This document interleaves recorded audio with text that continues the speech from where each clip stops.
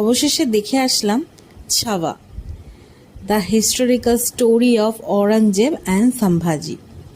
মোটামুটি খারাপ লাগেনি আমাদের সিনেমাটা। ঢুকেই আমরা এক বালতি পপকর্ন নিয়ে নিয়েছি, দুটো ছোট পেপসি নিয়ে নিয়েছি, সিনেমাটা শুরু করলাম। শুরুই হয়েছে ঔরঙ্গজেবকে দিয়ে।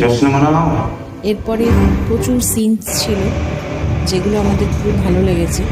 ভিকি কৌশলের অভিনয় প্রচণ্ড ভালো লেগেছে। প্রত্যেকটা জায়গা একটু ডিটেলে দেখানোর চেষ্টা তো করেছি আমরা। হাফ টাইম স্ন্যাক্স নিয়ে নিয়েছি, একটু নাগেটস অ্যান্ড ফিশ ফিঙ্গার।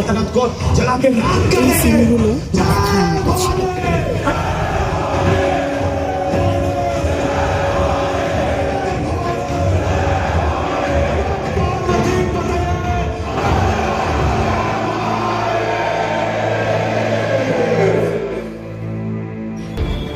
এই জায়গা থেকে